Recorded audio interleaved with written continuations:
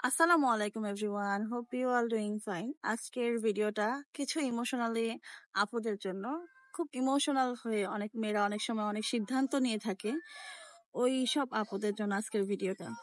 অনেক সময় অনেক আপুরা মনে করে যে তাদেরকে তাদের বয়ফ্রেন্ড বা হাজব্যান্ড তাদেরকে সবচেয়ে বেশি ভালোবাসে, তার পরিবারের চেয়ে তোমাকে বেশি ভালোবাসে, তোমাকে বেশি প্রায়োরিটি দিবে, তোমার কথা শুনবে। পৃথিবীতে সবার প্রায়োরিটি যদি লিস্ট হয়, তোমার নামটা থাকবে সবার উপরে। তাহলে আমি বলবো যে এই ধারণাটাই ভুল। কোনো পুরুষ তার পরিবারের, তার মা বাবা ভাই বোনের চেয়ে তোমারে বেশি ভালোবাসবে না বোন। তোমারে কখনোই সে অতটা প্রায়োরিটি দিবেই না। যদি মনে করো প্রায়োরিটি দিয়ে থাকে, তাহলে মনে করবা নিশ্চয়ই তার পিছনে কোনো একটা বড় ধরনের স্বার্থ আছে। ওই স্বার্থটা হাসিল করার জন্য সে তোমাকে প্রায়োরিটি দিতেছে। ওই প্রায়োরিটি সবচেয়ে ক্ষণস্থায়ী। পৃথিবীতে 1% পুরুষ মানুষ আছে যারা তার মা ভাই বোন, তার পরিবারের চেয়ে পরের ঘরের মেয়েটারে বেশি সম্মান দেয়। খুব কম মানুষ আছে। সুতরাং তোমাকে বুঝতে হবে তোমার প্রায়োরিটির জায়গার লিস্টে তুমি কত নাম্বারে আছো। মা বাবা ভাই বোন এরপরে যদি তোমার লিস্টটা হয়ে থাকে, তাহলে আমি মনে করি তুমি সৌভাগ্যবতী। আর যদি মনে করো, আর যদি দেখো যে তোমার প্রায়োরিটি লিস্টটা হলো পৃথিবীর সবার সাথে তার ভালো সম্পর্ক, একমাত্র তোমার সাথে হলো তার স্বার্থের সম্পর্ক।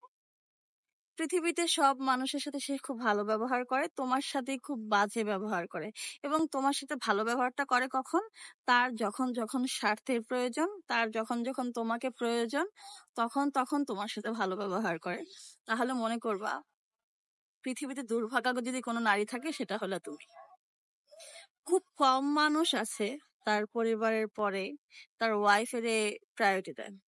আমার জানা মতে আমি এমন পরিবারও দেখছি যে কিছু হাজব্যান্ড পৃথিবী শুদ্ধ সকল মানুষের সাথে ভালো সম্পর্ক রাখে, ভালো সম্পর্ক রাখার চেষ্টা করে, সকলের সকলের দেখাশোনা করে, কিন্তু একমাত্র তার ঘরের মানুষ যে একটা ওয়াইফ, যে তার যে বউ, ওই মানুষটার সাথে সে খুব বাজে আচরণ করে।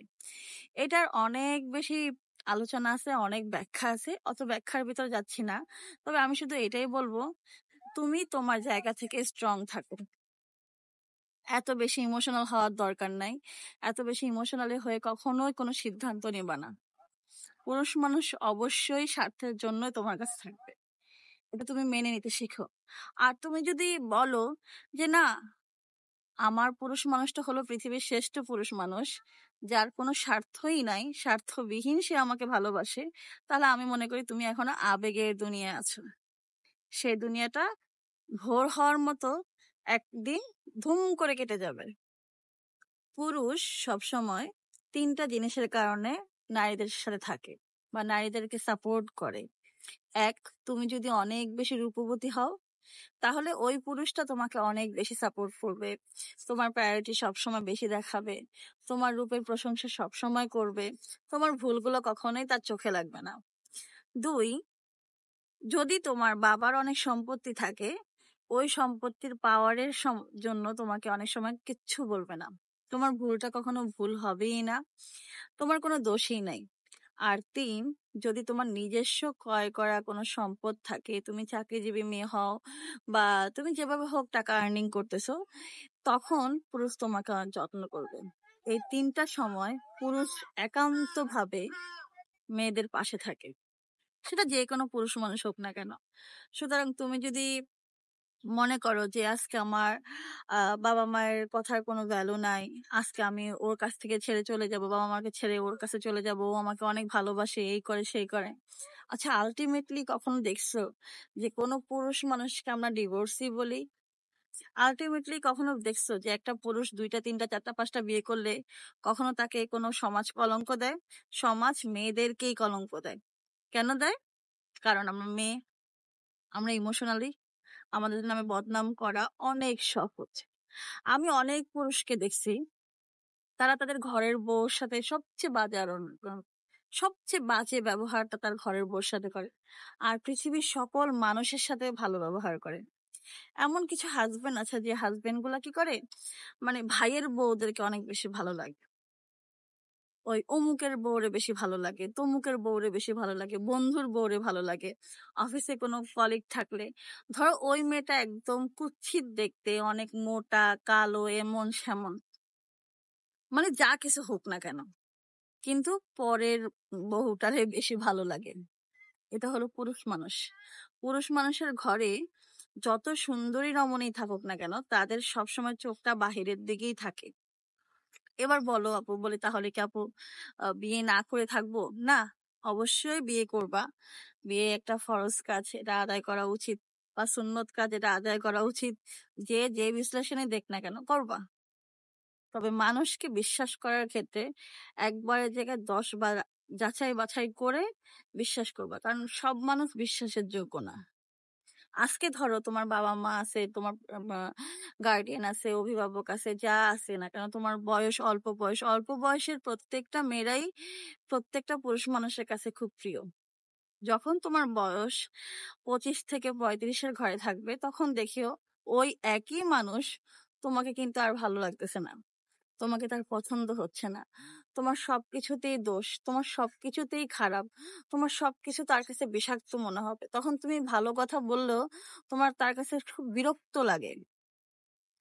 যত অল্প বয়স তত বেশি মেয়েদের কদর থাকে। মেয়েদের যখন একটা মাঝ বয়সে চলে আসে, তখন মেয়েদের আর কদর থাকে না। সুতরাং আমি এটাই বলবো যে পুরুষ মানে হয় না, মানুষকে মানে চেনা যায় না। মানুষ চেনা অনেক বেশি কঠিন কাজ, তবে এতটাও কঠিন না।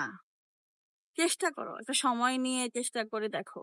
আমি মনে করি যেসব মানুষ আহ দেখে বোঝা যায় না, ওইসব মানুষের সাথে সংসার করাটা একটু কঠিন, সারা জীবন একসাথে থাকাটা অনেক কঠিন। এখন ধরো জীবনে এখন না, শুধু বছরের পর বছর, যুগের পর যুগ, হাজবেন্ডের দিক থেকে যেমনই হোক না কেন, তার পরিবারের একটা প্রেশার সব সময় থাকে। সেটা যে কোনো ফ্যামিলি হোক না কেন, উচ্চ, নিম্ন, মধ্যবিত্ত, যে কোনো ফ্যামিলি হোক না কেন, হাজবেন্ডের ফ্যামিলির একটা প্রেশার সব সময় থাকে। কিন্তু যদি যে হাজবেন্ডটা ভালো হয়, তাহলে কিন্তু এই প্রেশারটা আসে না। অনেক সময় অনেক কাপুরুষরা বলে কি জানো, কাপুরুষরা বলে আমি তোমার মাকে মারতে পারবো না, আমি তোমার মাকে কিছু বলতে পারবো না, কিন্তু তোমাকে তো বলা যায়। কেন? তোমার মাও একটা নারী, আমিও একটা নারী। কথাটা উত্তরটা এভাবে দিবা যে তোমার মাও একজন নারী, আমিও একজন নারী। তুমি যদি এক নারীকে সম্মান করতে জানো, তাহলে আরেক নারীর অসম্মান করো কি করে?